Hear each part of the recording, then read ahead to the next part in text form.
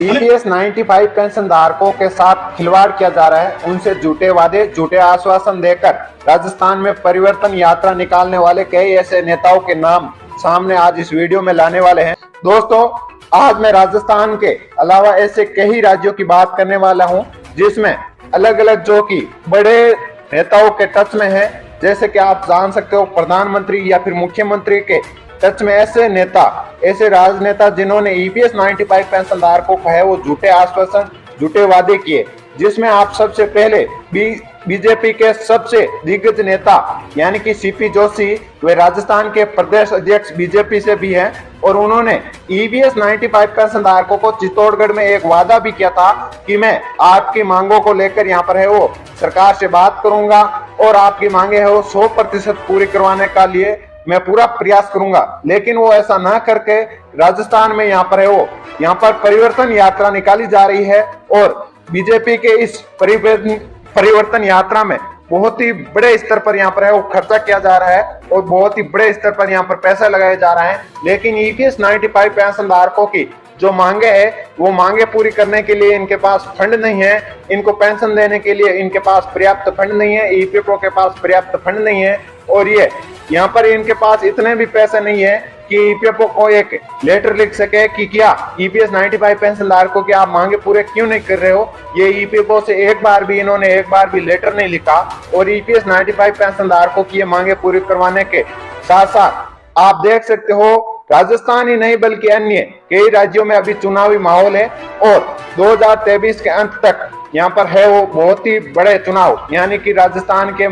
विधानसभा चुनाव होने वाले हैं और उसके बाद में यहाँ पर लोकसभा के भी चुनाव आने वाले हैं। तो उनकी इस स्तर है वो बड़े स्तर पर है वो कार्य चल रहा है और अपनी सरकार की पुनरावृत्ति करने के लिए पूरा परिवर्तन यात्रा के अलावा अलग अलग तरह का यहाँ पर है वो पूरा प्रयास किया जा रहा है। लेकिन ईपीएस 95 पेंशन धारकों को यहाँ पर जो मांगे हैं उनकी मांगों पूरी करवाने के लिए उन्हें पास यहाँ पर है वो एक पर्याप्त जो कि यहाँ पर ज्ञापन देने का जो पेज का पैसा लगता है वो इनके पास नहीं है। यदि ईपीएस 95 पेंशन धारक इनसे पूछे कि आपने ईपीएफओ को है कितनी बार ज्ञापन दिया और आपने ईपीएफओ को कितनी बार बोला तो इनके पास है वो जवाब कुछ नहीं होगा न के अलावा। तो ईपीएस 95 पेंशन धारकों के साथ साथ घोर अन्याय हो रहा है और राजस्थान ही नहीं बल्कि आप देख सकते हो यहाँ पर महाराष्ट्र में भी ईपीएस 95 पेंशन धारक है जो कि उन्होंने बड़े बड़े राजनेताओं के साथ में यहाँ पर वो मीटिंग भी की और उन्होंने आश्वासन भी दिया था कि मैं आपकी मांगे पूरी करवाने के लिए पूरा प्रयास करूंगा।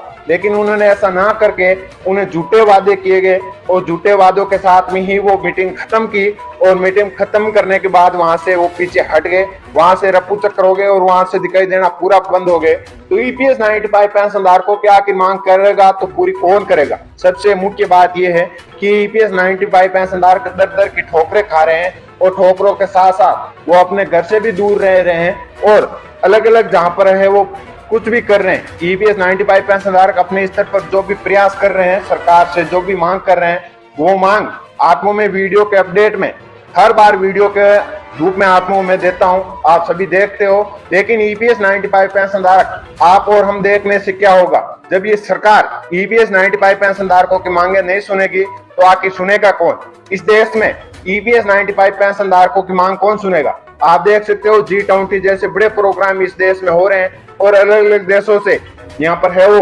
बड़े स्तर पर राजनेता आ रहे हैं और जा रहे हैं। लेकिन ईपीएस 95 पेंशन धारकों की जो मांगे है, जो बात है, वो कोई भी रखने को तैयार नहीं है और कोई भी पूरी करवाने के लिए तैयार नहीं है। आप देख सकते हो श्रम मंत्रालय की ओर से भी कोई भी रिस्पॉन्स नहीं आ रहा है। उन्हें कितनी बार न कि कमांडर अशोक राव जी को श्रम मंत्रालय को ज्ञापन देने के लिए जेल भी जाना पड़ा, लेकिन यहाँ पर ज्ञापन देते समय उस ज्ञापन का हुआ तो हुआ क्या। ईपीएस 95 पेंशन धारकों को आखिर कहाँ हुआ, क्या हुआ। लेकिन अभी तक उनका कोई भी ईपीएस 95 पेंशन धारकों की मांगे है वो सुनने को तैयार नहीं है। एक भी यहाँ पर है वो सरकार में ऐसे कोई भी दिग्गज नेता नहीं है जो ईपीएस 95 पेंशन धारकों की यहाँ पर है वो मांग उठाता है। यदि कोई उठाता है तो उसे 1 से 2 बार नहीं उठाता है, क्योंकि उन्हें यहाँ पर है वो बड़े राजनेताओं के द्वारा दबा लिया जाता है और उन्हें मना कर दिया जाता है कि आप ईपीएस 95 पेंशन धारकों की मांग नहीं उठा सकते। आप यदि ईपीएस 95 पेंशन धारकों की मांग उठाते हो आपके विरोध में यहाँ पर है वो कुछ भी किया जा सकता है, आपके ऊपर ईडी की रेड वगैरह जैसे बड़े स्तर पर कार्रवाई की जा सकती है।